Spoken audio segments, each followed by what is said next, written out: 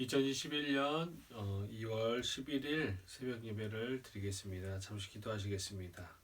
하나님 감사합니다. 오늘도 하나님께서 좋은 하루 허락하시고 또 이렇게 또 새 명절을 이제 시작하는 연휴를 보냅니다. 하나님 지금까지 너무나 감사하게 저희들을 인도해 주셔서 또 저희들이 또 오늘 하루를 삽니다. 하나님께서 하나님 아버지 연휴를 하나님 더 뜻깊고 또 하나님께 영광 돌리는 하루 될 수 있도록 하나님 오늘 말씀 배우려 합니다. 하나님 찬양과 기도와 말씀 가운데 말씀하여 주시고 깨달음을 주시옵소서. 감사합니다. 예수님의 이름으로 기도드립니다.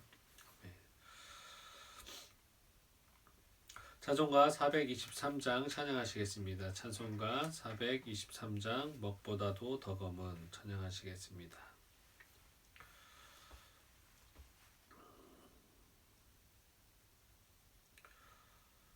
먹보다도 더 검은 죄로 물든 마음이 흰눈보다 더 희게 깨끗하게 씻겼네. 주의 보혈 흐르는데 믿고 뛰어나가 주의 은혜 내가 입어 깨끗하게 되었네. 모든 의심 걱정과 두려움이 사라져 슬픈 탄식 변하여 기쁜 찬송 되었네. 주의 보혈 흐르는데 믿고 뛰어나가 주의 은혜 내가 입어 깨끗하게 되었네. 세상 부귀 영화와 즐겨하던 모든 것 주를 믿는 내게는 분토만도 못하다. 주의 보혈 흐르는데 믿고 뛰어나가 주의 은혜 내가 입어 깨끗하게 되었네. 세상 부귀 영화와 즐겨하던 모든 것 주를 믿는 내게는 분토만도 못하다.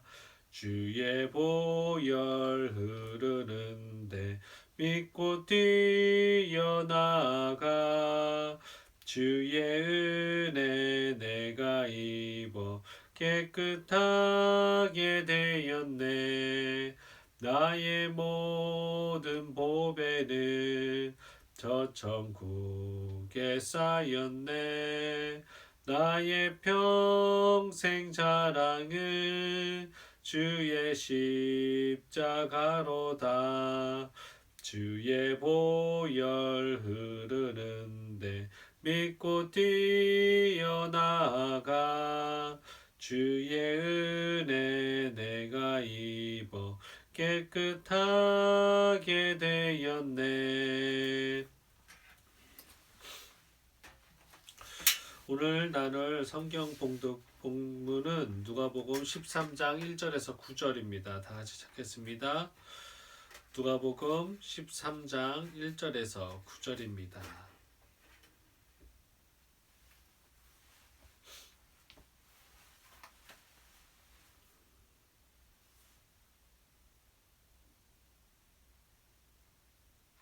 다 찾으셨으면 합독하시겠습니다. 그때 마침 두어 사람이 와서 빌라도가 어떤 갈릴리 사람들의 피를 그들의 제물에 섞은 일로 예수께 아뢰니 대답하되어 이르시되 너희는 이 갈릴리 사람들이 이같이 해 받음으로 다른 모든 갈릴리 사람보다 죄가 더 있는 줄 아느냐. 너희에게 이르노니 아니라 너희도 만일 회개하지 아니하면 다 이와 같이 망하리라. 또 실로암에서 망대가 무너져 치어 죽은 18사람이 예루살렘에 거한 다른 모든 사람보다 죄가 더 있는 줄 아느냐. 너에게 이르노니 아니라 너희도 만일 회개하지 아니하면 다 이와 같이 망하리라. 이에 비유로 말씀하시되 한 사람이 포도원에 무화과 나무를 심은 것이 있더니 와서 그 열매를 구하였으나 얻지 못한지라. 포도원 지기에게 이르되 내가 3년을 와서 이 무화과 나무에서 열매를 구하되 얻지 못하니 찍어 버리라. 어찌 땅만 버리게 하겠느냐. 대답하여 이르되 주인은 금년에도 그대로 두소서. 내가 두릅하고 거름을 줄이니 이후에 만일 열매가 열면 좋거니와 그렇지 않으면 찍어 버리소서 하였다 하시니라. 아멘. 오늘은 하나님의 인내는 끝나갑니다 라는 제목으로 하나님 말씀 나누겠습니다. 어제에 이어서 종말의 때에 교훈을 주고 있는 12장 49절과 59절을 어저께 살펴보았습니다. 이어서 하나님의 종말론적 심판이 이르시기 전에 회개할 것을 촉구하는 내용을 기록하고 있습니다. 이러한 본문은 또 다시 두 부분으로 나누어 볼 수 있는데 전반부는 1절에서 5절입니다. 당시 발생했던 두 사건을 통해서 하나님의 심판이 임하기 전에 회개할 것을 촉구한 사실을 보도하고 있습니다. 여기서 두 가지 사건이란 빌라도가 갈릴리 사람들을 성전에서 학살한 사건과 또 실로암 망대가 무너진 사건을 가리키고 있습니다.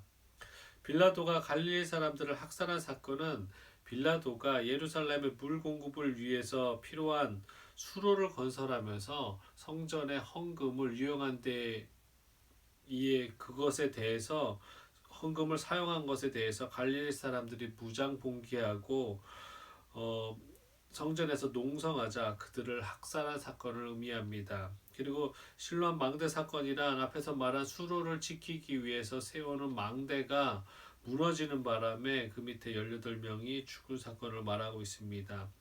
그런데 유대인들은 모든 재난의 원인을 죄의 결과로 인한 형벌로 여겼습니다. 그래서 욥기서에서도 욥의 그런 고난을 죄의 결과로 바라봤던 것입니다. 그래서 유대인들은 이 두 사건에서 죽은 사람들도 그들의 죄 때문에 벌을 받은 것이라고 생각하였습니다.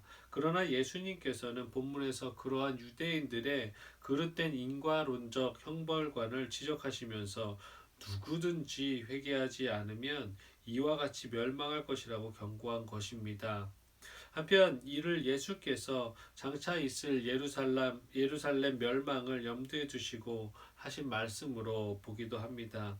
그러나 이러한 유대인에게만 국한된 예루살렘의 멸망에 머물지 않고 보편적으로 지금 우리가 읽고 있는 독자들 그리스도인들에게 적용되는 것으로서 누구든지 회개하지 아니하면 최후의 심판 때에 멸망할 것을 의미합니다. 다음으로 후반절 6절부터 9절은 주님께서 열매 맺지 못한 무화과 나무의 비유를 통해서 회개를 촉구하고 계신 것입니다. 여기서 보면 무화과 주인은 무화과 나무가 자신의 기대에 어긋나게 열매를 맺지 못하자 찍어버리려 하였습니다. 그때 과원지기의 만류에 의해 주인은 무화과 나무가 열매를 맺을 수 있는 기회를 한 번 더 주게 됩니다. 여기서 말하는 주인은 하나님을 말하고 무화과 나무는 이스라엘을, 또 열매는 회개의 참된 회개를 말합니다. 그리고 과수원지기는 예수님을 의미합니다. 즉 하나님께서 예수 그리스도의 중보에 의해서 심판을 유보하시면서 당신의 백성들이 회개하고 돌아오기를 기다리시고 계심을 이 비유는 보여주고 있는 것입니다. 이는 하나님은 회개의 기회를 주기 위해서 심판을 연기하시고 오래 참으시는 분이시나 심판은 결코 취소되지 않고 언젠가 반드시 임할 것이라고 베드로후서 2장에서 말하고 있습니다. 결국 유대 종교 지도자들을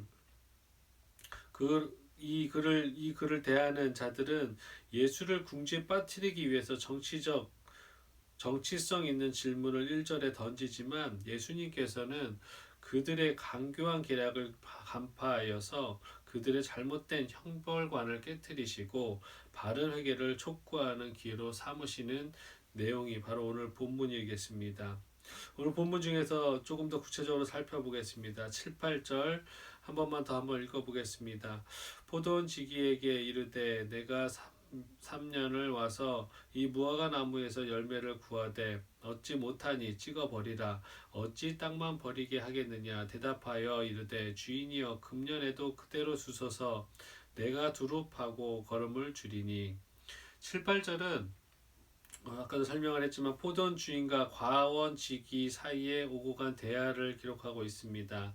이미 살펴본 대로 여기서 포도원 주인은 하나님을, 과원 지기는 중보자 예수 그리스도를 상징합니다. 그런데 여기서 보면 포도원 주인은 3년을 기다리면서 무화과 나무에서 열매를 구하였다고 하였습니다. 그러다가 3년이 지나도 열매를 얻지 못하자 과원지기에게 무화과 나무를 찍어 버리라고 명령합니다. 그러자 과원지기는 주인에게 한 번만 더 기회를 달라고 합니다. 그리고 자신이 무화과 나무가 열매를 맺도록 잘 돌보겠다고 하였습니다. 여기서 우리는 중요한 사실을 발견할 수 있습니다. 죄인들을 향한 하나님의 인내입니다. 여러분, 포도원 주인은 3년간의 무화과 나무에서 열매를 찾는다고 하였습니다. 그런데 일반적으로 무화과 나무는 그 씨를 심고 나면 열매를 맺는 데까지 3, 4년이 걸린다고 합니다. 그리고 최소한 그 후로 인해서 3, 4년이 지난 후에야 열매를 맺는 것으로 계산을 해본다면 열매 없이 3년이 지났을 때는 무화과 나무를 심은 때로부터 6, 7년이나 되었을 것이라는 것입니다. 그런데 이처럼 오랫동안 기다리며 가끔 무화과 나무에서 그것도 3년이나 아무런 열매를 찾지 못했다는 점을 생각하면 주인의 허탈감이 얼마나 컸을지 짐작할 수 있습니다. 여기서 우리를 감동하게 하는 것은 과언지기의 간청입니다. 즉 이토록 오랫동안 열매를 거두지 못한 나무임에도 불구하고 주인에 의해서 찍혀버릴 운명에 처하자 불쌍히 여기며 한 번 더 기회를 달라고 호소하고 있는 것입니다. 그것도 손수 땅을 파고 거름을 주는 수고까지 마다하지 않으면서 말입니다. 이것은 바로 예수 그리스도께서 우리의 구원을 위해 수고하고 애쓰실 것을 상징하고 있는 것입니다. 결국 본문은 죄인들을 향한 하나님의 오래 참음을 잘 보여줍니다. 그렇다고 이처럼 오래 참고 기다리시는 하나님의 인내는 영원히 계속될 것은 아닙니다. 끝이 있습니다. 즉 9절의 기록처럼 마지막까지 걸음을 주고 돌보았지만 끝내 열매를 맺지 못한다면 그때는 가차없이 찍어 버리시겠다고 말씀하고 있습니다. 그리고 이것은 그리스도의 사역과 고난을 통해 최후까지 은혜를 베푸시겠지만 그러한 은혜와 인내마저 저버린다면 더 이상 기회가 없을 것임을 의미하는 것입니다. 결국 예수님께서는 1절부터 5절까지 말씀을 통해 회개를 촉구하셨다면 지금 6절부터 9절의 이 비유를 통해 그리고 7, 8절을 통해 회개를 위한 기간에는 끝이 있음을 말씀해 주고 계시다는 것입니다. 그러므로 성도 여러분, 우리는 이처럼 오랫동안 참고 기다리는 하나님의 인내를 결코 가볍게 생각하지 않도록 주의해야 될 것입니다. 그리고 세상 사람들처럼 이런 하나님의 인내를 하나님이 안 계시는 우리는 이처럼 오랫동안 참고 기다리시는 하나님의 인내를 결코 가볍게 생각하지 않도록 주의해야 될 것입니다. 그리고 세상 사람들처럼 이러한 하나님의 인내를 하나님이 안 계시는 것으로 착각할 것이 아니라 더욱 두려운 마음으로 깨어 근신하며 회개의 열매를 맺도록 노력하시기 바라겠습니다. 하나님의 인내는 하나님의 자비를 증거해 주지만 한편으로 그러한 인내가 끝났을 때 크고 두려운 심판이 엄중한 결과로 우리에게 보여진다고 볼 수 있습니다. 베드로전후서 3장 9절입니다.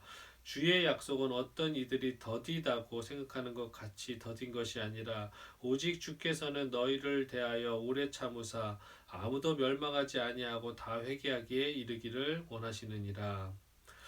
우리가 심판에 대해서 우리 믿는 자들에게는 참 감사한 것이 우리에게는 심판이 두렵게 여겨지는 것이 아닙니다. 그 심판의 때가 와야 우리는 예수님을 만날 수 있고 천국에 갈 수 있기 때문입니다. 이 심판의 경고는 안 믿는 자들에 대한 하나님의 회개의 촉구라고 볼 수 있습니다. 그럼에도 불구하고 우리 믿는 자들도 주님 안에서 우리의 삶을 점검해 보고 또한 더 나아가서 우리 주위에 우리가 아끼는 사람 중에 아직도 회개의 자리로 나오지 못한 자들이 있다면 하나님의 인내의 끝이 점점점 더 다가오고 있다는 것을, 또 성경에서 말하는 종말의 때가 이렇다라고 말하는 것이 지금 현실의 세상에서 이루어지고 있는 것을 보았을 때 주님 오실 날은 멀지 않았다는 것을 우리가 느낄 수 있습니다. 우리 사랑하는 자들 또한 다 같이 손잡고 천국에 갈 수 있도록, 또 회개의 자리로 나올 수 있도록 우리 믿는 자들이 우리의 믿음으로만 그치는 것이 아니라 우리의 사랑하는 사람들을 하나님의 전으로 데려오고 하나님의 인내가 끝나기 전에 하나님께 회개하는 자리로 데려올 수 있도록 우리는 끝까지 노력해야 될 것입니다. 오늘 하루도 하나님께 하는 귀한 하루 될 수 있도록, 또 명절을 맞이하여서 지인이나 가족들을 소수로라도 좀 만나시는 분들이 있다면 또 하나님의 말씀이 전해지는 통로의 삶이 되시기를, 또 그분들에게도 하나님을 전할 수 있는 그런 삶이 될 수 있도록 오늘 하루도 하나님께 올려드리며 또 기도하시는 시간 갖게 됐으면 좋겠습니다. 다 같이 기도하시겠습니다. 하나님 감사합니다. 오늘도 하나님께서 우리를 사랑하여 주셔서 또 귀한 날 허락하심을 감사합니다. 하나님, 저희들이 감사할 것은 하나님께 심판받을 존재가 아니라 하나님께 축복받고 천국 갈 구원받은 하나님 아버지 백성임에 다시 한번 감사합니다.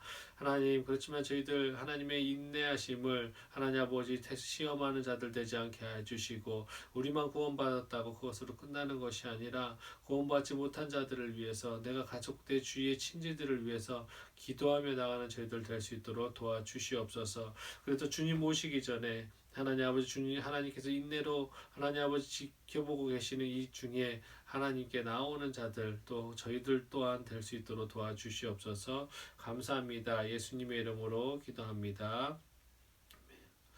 하늘에 계신 우리 아버지여, 이름이 거룩히 여김을 받으시오며 나라가 임하시오며 뜻이 하늘에서 이루어진 것 같이 땅에서도 이루어지이다. 오늘 우리에게 일용할 양식을 주시옵고 우리가 우리에게 죄 지은 자를 사하여 준 것 같이 우리 죄를 사하여 주시옵고 우리를 시험에 들게 하지 마시옵고 다만 악에서 구하시옵소서. 나라와 권세와 영광이 아버지께 영원히 있사옵나이다. 아멘. 이 시간 우리 한 목소리로 통성으로 기도하는 시간 갖겠습니다. 나라와 민족을 위해서 기도해 주십시오. 오늘부터 설 명절인데 사람들도 일부분 이동하실 수도 있고, 또 아니면은 또 영상으로 또 전화 통화로만 인사하시는 가족들과 만나시는 분들이 있을 텐데, 또 오늘 좀 그럼에도 불구하고 코로나로 인해서 많이 외롭지 않고 명절답게 행복하고 또 편하고 좋은 음식도 많이 잘 드시는 연휴 될 수 있도록 기도해 주셨으면 좋겠습니다. 그리고 이민족이 또 이 연휴로만 즐거워하는 것이 아니라 또 그리스도인들을 통해서 또 지금 이번 연휴가 하나님의 복음이 전해질 수 있는 작은 씨앗을 뿌리는 시간들 될 수 있도록 하나님 또 이 나라와 이 민족을 위해서 기도해 주십시오. 그리고 선교사님들을 위해서 기도해 주시고, 또 말씀 중심 교회를 위해서, 우리 교회를 위해서 기도해 주셨으면 좋겠습니다. 성도님들 한 분 한 분 설 명절 동안 건강하시고 또 조금이라도 쉼이 있는 시간 되실 수 있도록, 그래서 또 연휴 끝나고 또 정상생활로 하실 때 하나님께서 인도해 달라고 기도해 주셨으면 좋겠습니다. 그리고 가지고 오신 기도 제목을 놓고 다 같이 한 목소리로 기도하시겠습니다. 다 같이 기도하시겠습니다. 하나님 감사합니다. 오늘도 하나님께서 우리를 사랑하여 주셔서 이 자리에 불러주심을 너무나 감사합니다. 하나님께서 하나님 아버지 우리를 사랑하여 주셔서 하나님 아버지 아침을 깨워주시고, 또 하나님 아버지 또 함께 하나님 아버지 또 가장 큰 명절을 주셔서 너무나 감사합니다.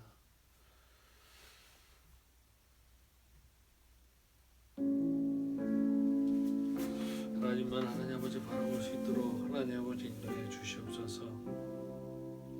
주님만 하나님 아버지 찬양하는 자 되게 하시고, 또 또 오늘 말씀처럼 하나님의 인내를 우리가 하나님 감사로 여기게 하여 주시옵소서. 하나님, 우리도 하나님을 깨달기 전에는 하나님 아버지 열매 맺지 못하는 무화과나무와 동일했었음을 고백합니다. 저희들 하나님 아버지, 하나님께서 심판하시기 전에 우리를 또 택하여 주시고